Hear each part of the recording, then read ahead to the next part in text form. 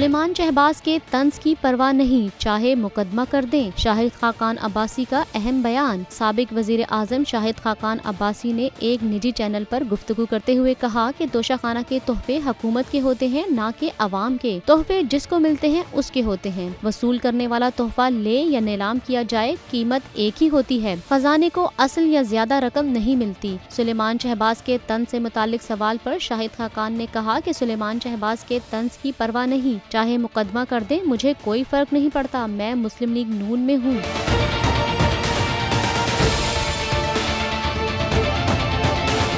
शाहिद खाकान अब्बासी का कहना था कि जब आप बाहर मुल्क जाते हैं तो तहाइफ मिलते हैं या फिर कोई मुल्क में आता है तो आपको तहाइफ देता है, लेकिन वो तहाइफ मिलिट्री सेक्रेटरी को दिए जाते हैं जो कि तोशाखाना में जमा करवा दिए जाते हैं। वाज़ेह रहे कि मुस्लिम लीग नून के रहनुमा शाहिद खाकान अब्बासी ने चंद रोज कबल तोशाखाना से घड़ियां लेने का एतराफ किया था और एक इंटरव्यू में कहा था कि मैं तो घड़ियां नहीं पहनता, लेकिन मेरे बेटे ने कुछ घड़ियां ली थी जिसकी रकम अदा की थी।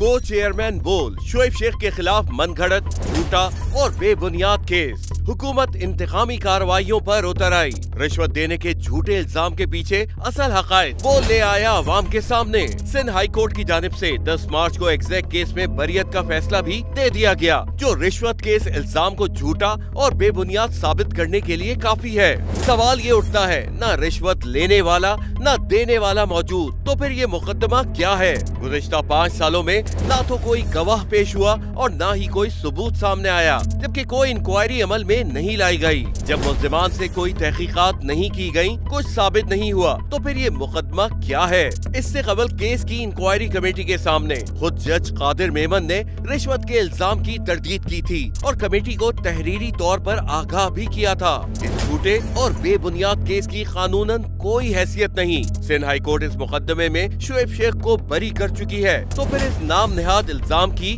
कानूनी हैसियत क्या है? बोल इंसाफ का मुंतजिर है।